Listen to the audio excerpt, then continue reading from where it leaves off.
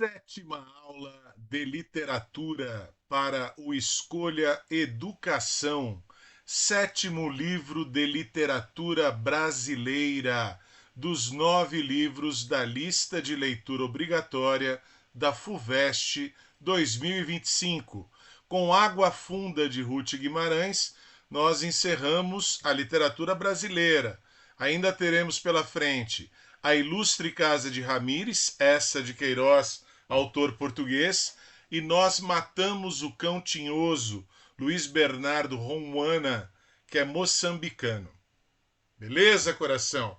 Então estamos aqui começando uma autora muito desconhecida e finalmente aí valorizada. Talvez por pouco tempo. Acho que a FUVEST errou aí em não manter, né, essa obra bem interessante, bastante interessante para o próximo ano. A mudança para o próximo ano ela é radical. Os 9 livros vão ser alterados. Poderiam permanecer com Água Funda da Ruth Guimarães. Mas aí é assunto para a FUVEST responder. Nós vamos simplesmente aqui falar um pouquinho da obra. Tá? A Ruth Guimarães, ela própria, né, se assumia, se declarava aí uma autora, né, a primeira mulher negra escritora, aquela que vai pesquisar a cultura popular e vai lutar por esses valores. Nascida em Cachoeira Paulista, é Vale do Paraíba, região que une, né, São Paulo e Rio de Janeiro, e ela vai passar boa parte da infância dela no sul de Minas. A história que ela vai contar no livro vai se passar mais ou menos nessa região. Vejam que ela vive aí um longo período, né, de 1920 até 2014. Então, né, Ruth Guimarães, esta obra, Água Funda, é praticamente ali a primeira obra dela. Teve um reconhecimento logo no início, quando foi lançada, e depois praticamente caiu no esquecimento. Está sendo agora, né, observada em função da lista da FUVEST. Então ela era uma profunda conhecedora da cultura popular, uma verdadeira pesquisadora de folclore, e ela vai inserir isso na obra.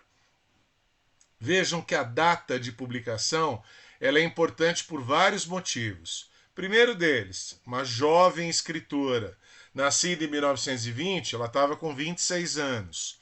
Outro detalhe, o Brasil vivendo um período de transformações políticas.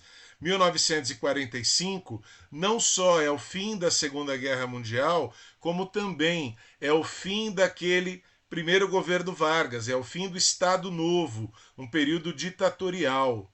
1946, curiosamente, também é o aparecimento para a literatura brasileira do Guimarães Rosa, com o livro Sagarana. Então nós temos aí várias coisas, vários elementos importantes em relação à data de publicação do livro. E aqui ela se apresentando, que é fundamental para a gente poder entender. Eu conto a história da roça, de gente da roça, do caipira. Então, além de se declarar, né, uma escritora negra, uma mulher escrevendo, ela também se declara o quê? Caipira, defensora desses valores, defensora dessa cultura popular, dessa cultura de raiz. Tudo bem? E aí, lógico, né, se ela está valorizando muito esse aspecto, o que vai prevalecer na prosa dela? Aquela velha, né, conversa ao sabor da memória, a prosa fiada ao sabor da memória, os causos, a contadora de causos, aquilo que é bem próprio da cultura local. E aí alguns trechos que vão mostrar isso. Essas coisas aconteceram em qualquer tempo e em qualquer lugar, em qualquer parte. E como sempre se dá, ninguém aprendeu nada do seu misterioso sentido. Então, primeiro detalhe aí, fundamental. Assim como Guimarães Rosa é considerado regionalista por abordar o sertão de Minas Gerais, ele nasce na região de Cordisburgo, aqui a Ruth Guimarães também pode ser considerada uma autora regionalista. Ela vai falar, né, dessa região aí do interior. interior de São Paulo, interior de Minas. Também dá para relacionar no sentido de nós termos aqui um regionalismo diferente dos anos 30. Por quê? Porque aqui nós temos aquela boa ideia do regionalismo universalista. O sertão é o mundo. É a expressão lá do Guimarães Rosa. Ela vai dizer o que aqui? Que poderia acontecer em qualquer tempo, em qualquer lugar, em qualquer parte. Beleza, coração? Se poderia acontecer em qualquer parte, é universal. Então tem o pitoresco, aquilo que é próprio da região, o falar, a linguagem da região, aquilo que é típico, que é característico, mas tem também o que extrapola o local e vira algo universal. Ao falar da sua aldeia, acaba falando do mundo todo. É bem isso que ela está dizendo aqui para gente. Engraçado, as coisas mais bonitas são as mais repetidas e a gente nem percebe. Ou seja, né, as coisas mais simples, aquelas que marcam o nosso cotidiano, aquelas que estão presentes na vida de todos. E nem sempre se dá valor a essas pequenas coisas. Então é nesse sentido que a obra vai caminhar também. Nós vamos ter em Água Funda um narrador ou uma narradora, se preferirem, onisciente, que conhece tudo, que sabe de tudo, mas ela vai apresentar a história para a gente de modo fragmentado, recortado, a gente vai ter que compor aí um verdadeiro quebra-cabeças, mas sempre nesse sabor de prosa fiada, de conversa fiada. Vai lembrando e vai contando. E vai contando, ou seja, esse narrador em terceira pessoa, esse narrador onisciente, volta e meia ele se intromete, ele é um intruso. E ele vai se intrometer em primeira pessoa, conversando com o interlocutor. Então ela se dirige o tempo todo a um interlocutor, chama esse interlocutor de moço. Pode ser o leitor? Pode. Esse moço que pode ser o leitor é alguém que não está familiarizado com aquela cultura popular, com aquela cultura regional, com aquela cultura local. Então é como se ela quisesse, traduzir em miúdos, trazer para a gente esse conhecimento. Tudo bem? Como verdadeira e autêntica contadora de causos. Então, o foco narrativo aqui é extremamente importante, porque o tempo todo nós vamos ter o quê? A oralidade, a marca da oralidade, essa tradição oral de se contar histórias, de se contar causos. Deus que não me castigue se não é verdade, que eu não vi. Olha a primeira pessoa. Olha o narrador intruso. Olha o narrador se intrometendo na história. Soube por boca do povo. Então, muitas das histórias que são contadas pela boca do povo. E ela simplesmente vai ser aí, uma representante desse povo, filtrando, trazendo a história para nós. E óbvio, se tem cultura popular, se tem conhecimento popular, provérbios, os ditados populares. Um deles aqui, as coisas quando tem que ser, Deus não revoga. Então o destino está aí presente, quase que acima de qualquer outra divindade. Lembrando muito a mitologia grega nesse sentido. Deixa eu me achar aqui num cantinho, depois eu mostro o que está escrito aí. Cuidado, coração, com os dois tempos da história. Tudo bem? A narrativa vai fazer sentido no final. Os dois tempos acabam se cruzando. Você vai entender as relações entre as duas histórias que são contadas. Mas vamos didaticamente entender essa divisão.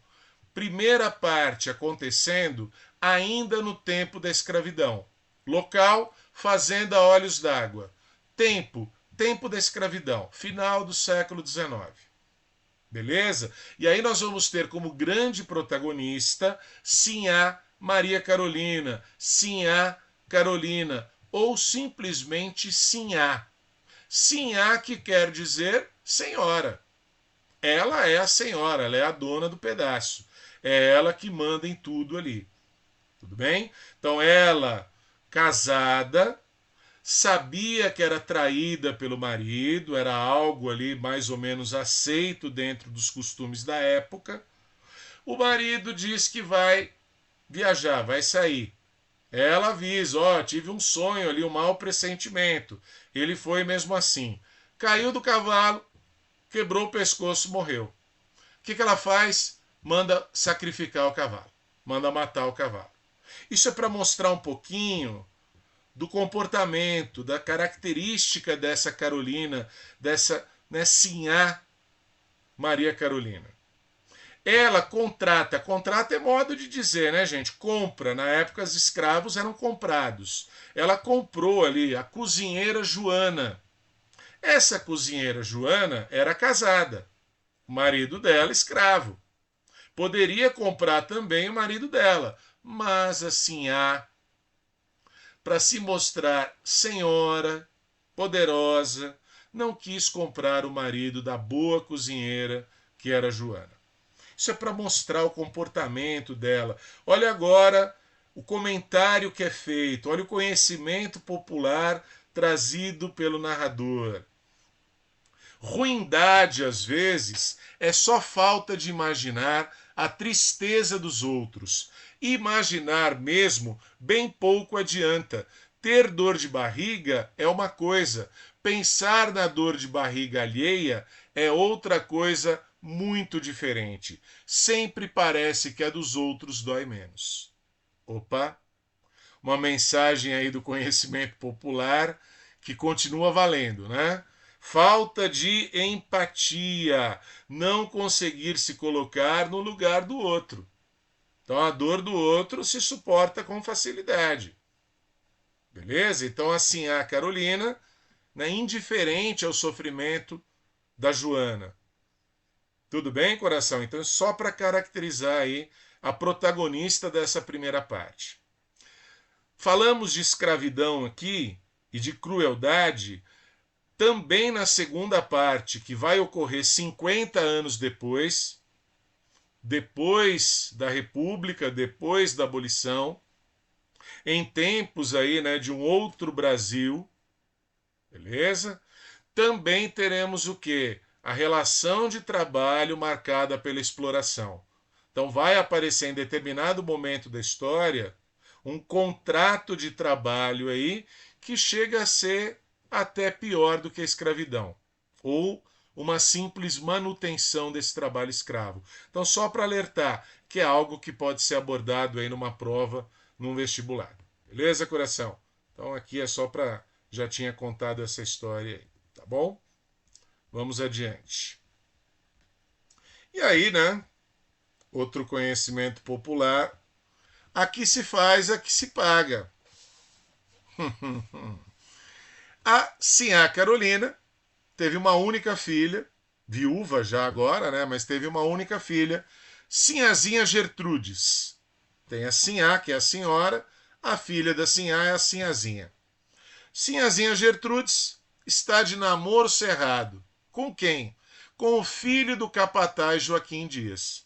Gente, o capataz é um empregado. Tudo bem? A Sinhá Maria Carolina, caracterizada pela soberba, pela arrogância. Ela se acha melhor do que todo mundo. Ela vai aceitar o namoro da única filha dela com o filho do capataz? Não. Olha o detalhe agora. O rapaz será advogado. Ou seja, o rapaz está estudando. Ele vai se formar em direito, ele vai ser um advogado. Mas Sinhá Carolina não quer o casamento dos dois. Já que ela não permite, os dois vão fugir. Há um personagem secundário bem interessante ali, que é o Inácio Bugre, um índio, que tem verdadeira adoração pela Sinhazinha Gertrudes. E ele ajuda nessa fuga. O Joaquim Dias, que é o capataz, que é o pai do moço, acaba pedindo demissão. Óbvio, né? Se sentiam que ele desprestigiado, era um ótimo capataz, era um ótimo empregado, mas pelo preconceito da Sinhá, ele acaba pedindo demissão e saindo. E a Sinhá, Carolina, vai ficar completamente sozinha na fazenda. Vão passar por ali vários capatazes, ninguém para muito tempo, até que aparece um moço. Esse moço, o narrador onisciente conta para nós, ele tinha sido expulso pelo próprio pai de uma outra fazenda da região, que é a Fazenda Limoeiro. Ou seja, né, não era lá boa coisa, não era lá boa bisca. Ele se aproximou e tornou-se o novo capataz na Fazenda Olhos d'Água. A Sinhá, vocês lembraram, estava lá completamente sozinha. Sinhazinha Carolina foi a moça mais bonita dessas redondezas e foi a mulher mais respeitada, apesar de ser dura de coração.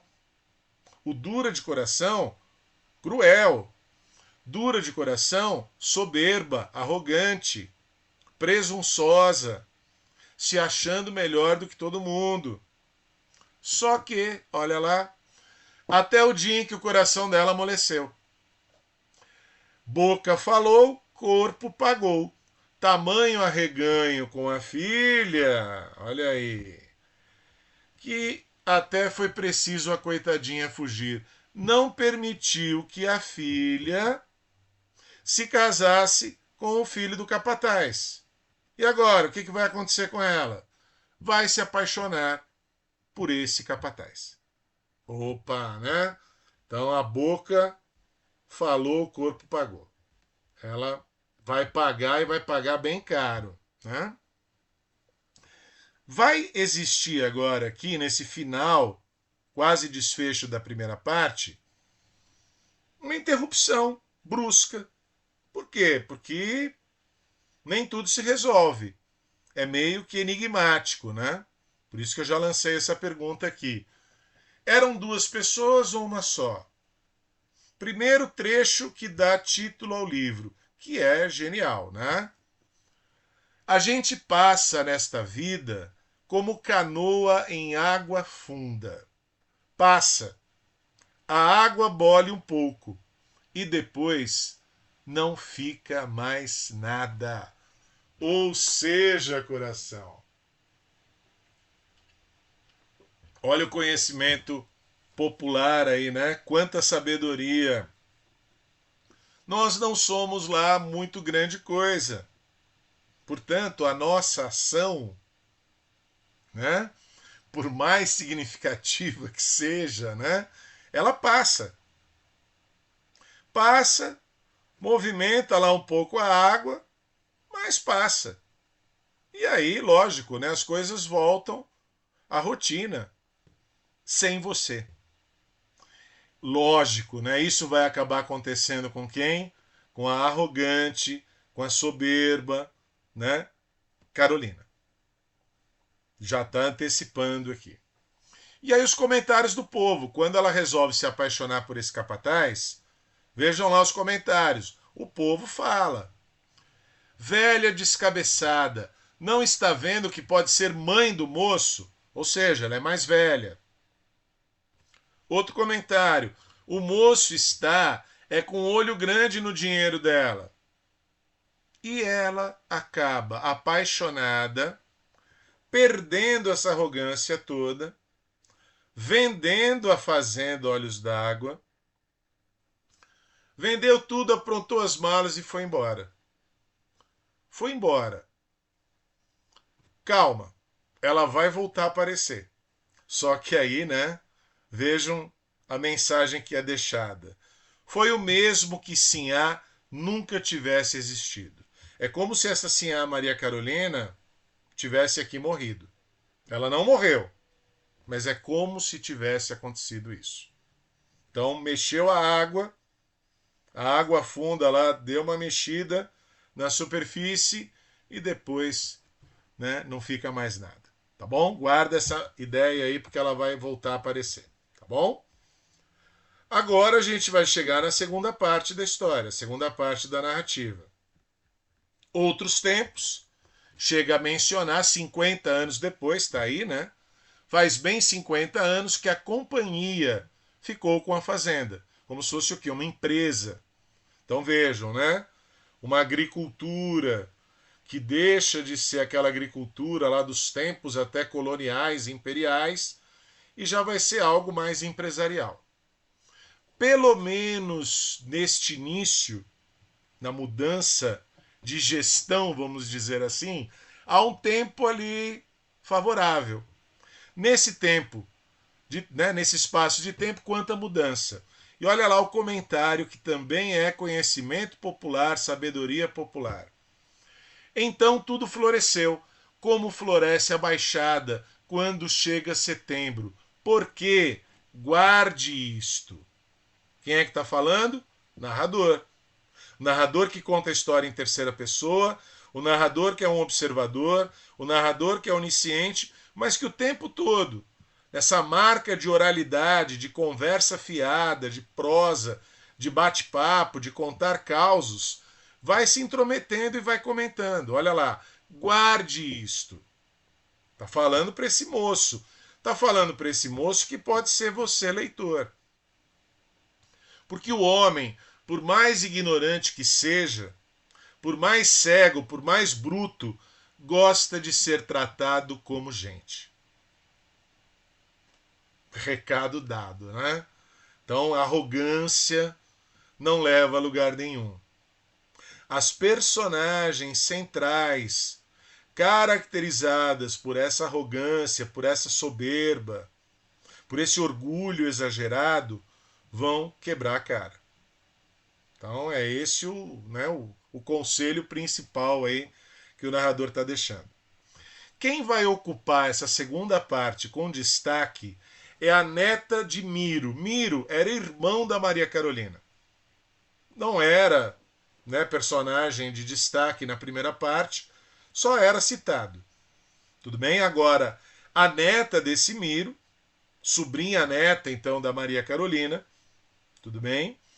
Vai ser chamada de Curiango. É um apelido, né? Porque ela é uma moça cantadeira, tá sempre cantando. E aí a descrição da Curiango. Não é dizer que seja bonita de admirar. Não é bem boniteza. É uma coisa que puxa os olhos da gente, que arrepia, que enleia, que aquece e que umas mulheres têm e outras não têm. Naquele corpo com jeito de água corrente, virando curva em remanso sereno, ou de cobra que se balanceia para dar bote.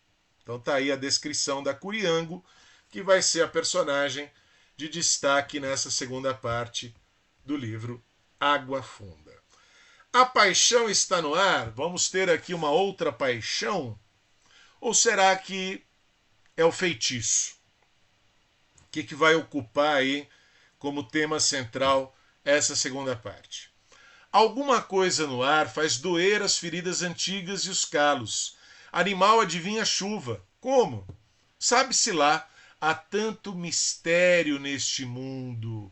Lógico que a obra vai exaltar, vai destacar, vai privilegiar essas crendices populares, as superstições, a religiosidade popular. Então, os mistérios que ninguém explica. Ela tem algum poder do diabo naqueles olhos. Aquela diaba que me botou o feitiço. Quem é que está falando isso? Joca. Então o par amoroso agora, aqui nessa segunda parte, tem que lembrar, Joca e Curiango. O Joca vai conhecer Curiango numa festa, festividades populares. Ele se encanta com ela. Mas quando ele se aproxima dela, é como se ele tivesse ali um surto. Ele vai aparecer num outro lugar, ele não entende nada. E ele acredita que foi enfeitiçado por ela. Mas é óbvio, a semente da paixão já está lá plantada. É o que diz o trecho agora. Ó. Quando é chegado o tempo, a semente nasce até em cima da pedra. Tinha chegado o tempo do Joca, e ele nem desconfiou disso. Guardou a semente no coração sem saber, e esperou sem saber que ela brotasse. O Joca se apaixonou pela Curiango, mas não teve coragem. Achou que ela era ali, né? Uma feiticeira, uma bruxa, tinha parte aí com o capeta e acabou fugindo dela. Apesar de apaixonado, apesar de interessado por ela, mas o medo prevalece. E aí ele acaba se envolvendo com uma outra moça, uma outra menina do lugar, Mariana, que era mulher da vida, prostituta. Quando o Curiango reencontra o Joca, olha o que ele fala. Minha jaguatirica soberba. Até agora ela não se mostrou assim tão soberba. Quem era soberba era lá a dona, né, Maria Carolina, sim, a Carolina da primeira parte. Você tem razão de me fugir. Na verdade, quem fugiu foi ele. Eu não mereço você, não. Eu sou um perdido, metido com gente rampeira.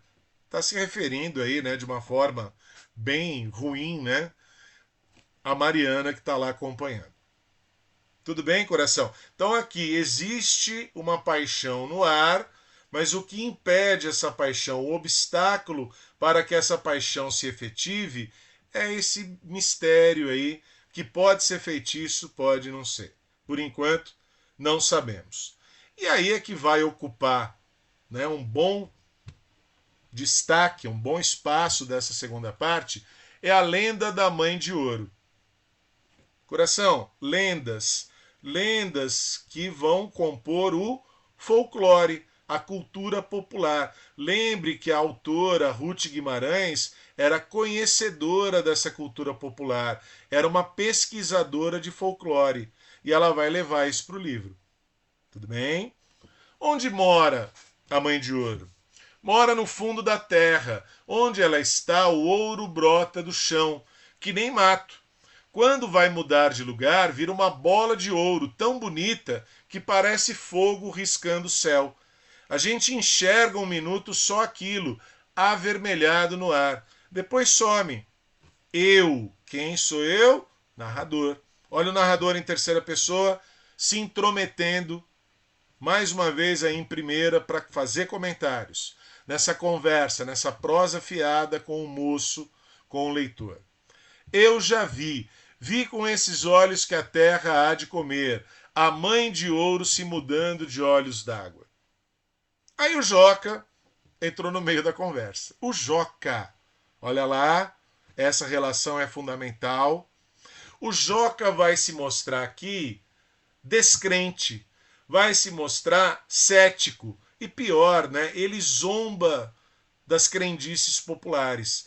Ou seja, ele está demonstrando aqui uma certa arrogância, uma certa soberba. Opa, junta as pontas aí. Quem era soberbo lá na primeira parte? Assim a Carolina. Quem vai ser o soberbo aqui na segunda parte? O Joca. Principalmente né, pelo que ele vai falar agora. Olha lá. Mãe de Ouro, espichou o beiço com pouco caso. Mãe de ouro, mãe de bosta. Com perdão da má palavra. Aquilo é uma estrela que mudou de lugar. Ou seja, ele vem até, com um certo conhecimento científico, debochar das crendices populares, do conhecimento popular, da sabedoria popular.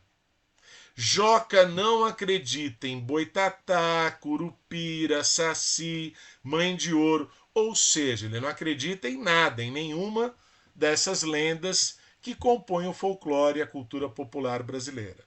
E aí vem o recado, né? O conselho quase. Se não acredita, não abuse. Ele debochou, ele abusou. Ela, a mãe de ouro, escutou a praga e veio. Opa. Então, quem está enfeitiçando Joca, quem está levando Joca a ter esses surtos todos, em que ele perde a consciência, não é a Curiango a responsável por eles, por esses surtos, mas sim a Mãe de Ouro. Tudo bem, coração? Então, olha lá, né? A mesma soberba da dona da Sinhá Carolina. A gente neste mundo não é nada. Lembrou do título da água funda? Mexe um pouquinho a água e passa. As coisas continuam. Ou seja, a gente não é lá tão importante assim. Não pode saber de todas as coisas que Deus fez. Então, como é que eu vou querer, né, afirmar categoricamente que existe ou não existe? Não era feitiço de Curiango, não. Era a mãe de ouro que estava me perseguindo. Acabou o medão que ele tinha do feitiço e viu que Curiango era boa e doce como mel de jati. Perto dela não me sinto nem pobre nem triste, nem cansado nem doente. E aí Joca e Curiango acabam se casando e tendo uma filha. Mas Curiango era uma santa e me quis assim mesmo, antes não tivesse querido. Quem é que vai acabar sofrendo as consequências aí do ato, né, do Joca? A Curiango. Óbvio, ela está casada com ele, né? E ele, né, foi arrogante em relação às crenças populares, às lendas. E o castigo vem a cavalo. A gente vai citando aí os provérbios, os ditados populares todos. O inferno é aqui mesmo, moço. Olha aí o moço, o interlocutor, aquele que está lá ouvindo tudo que o narrador tem para contar, os causos desse narrador. Quem faz a Deus paga ao diabo. Essa é a lei. Então reparou nos olhos dele? Estavam abertos, mas parecia que não enxergava. Está dormindo. Opa!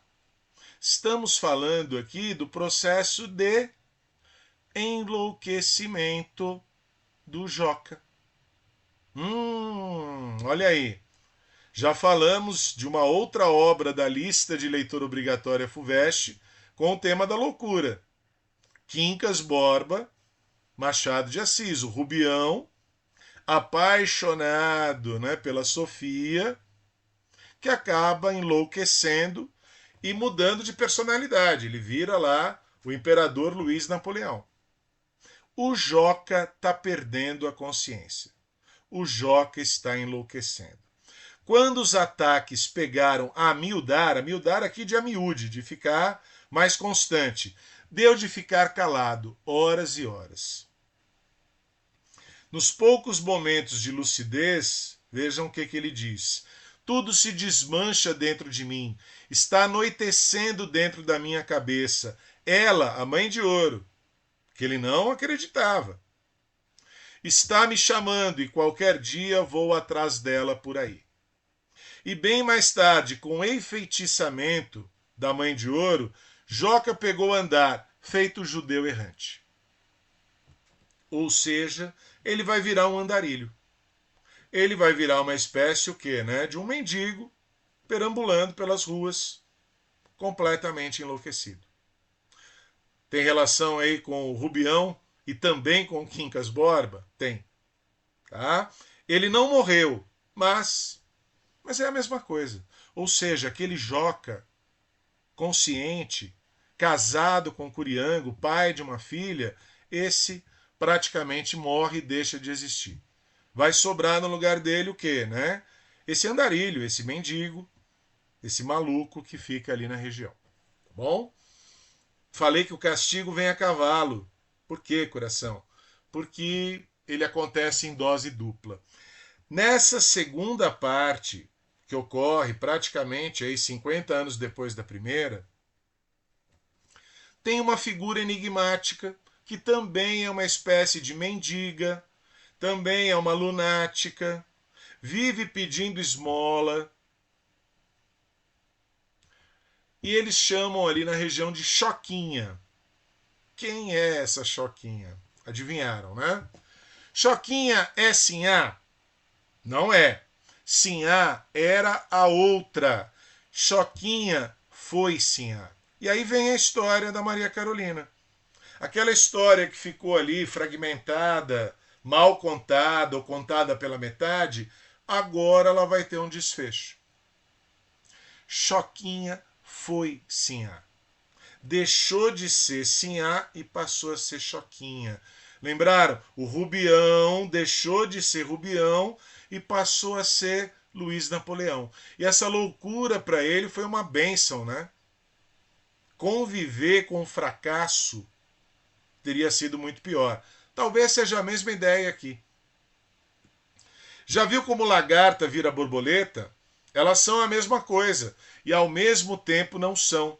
Cada uma é uma. Sinhá andou o caminho de diante para trás. Foi a borboleta que virou lagarta. Então aquela Sinhá, toda poderosa, soberba, arrogante, que agora pede esmola, que agora anda nas ruas, que agora depende da caridade do povo. Perceberam? Deixou Sinhá sentada no banco da estação de trem. Ela vendeu a fazenda Olhos d'Água, estava com o dinheiro, estava com as malas e ia viajar junto com aquele rapaz, que era o capataz dela. Aquele que foi expulso pelo próprio pai da fazenda Limoeiro. Todo mundo alertava, ele está de olho no seu dinheiro, você tem idade para ser mãe dele. E mesmo assim, ela quis acreditar na paixão. O rapaz foi tirar as passagens. O moço do limoeiro tinha fugido, levou todas as malas, levou todo o dinheiro. Então imaginem, né, para aquela mulher arrogante, prepotente, dona de si, dona de tudo, dona do mundo, ter sido enganada dessa maneira foi um choque terrível.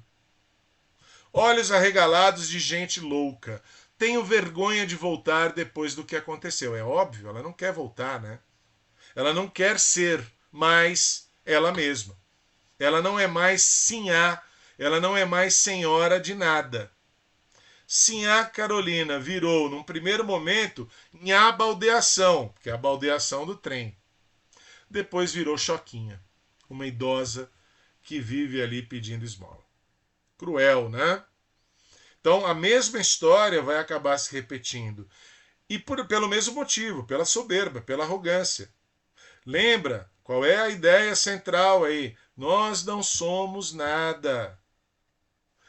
A água mexe um pouquinho e depois volta a ficar do mesmo jeito.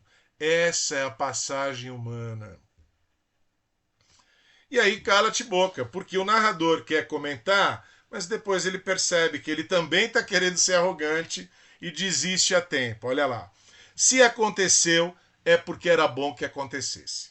Então, está no destino. Lembra? Destino aqui é colocado como algo bastante importante. Para fechar, é uma obra, né?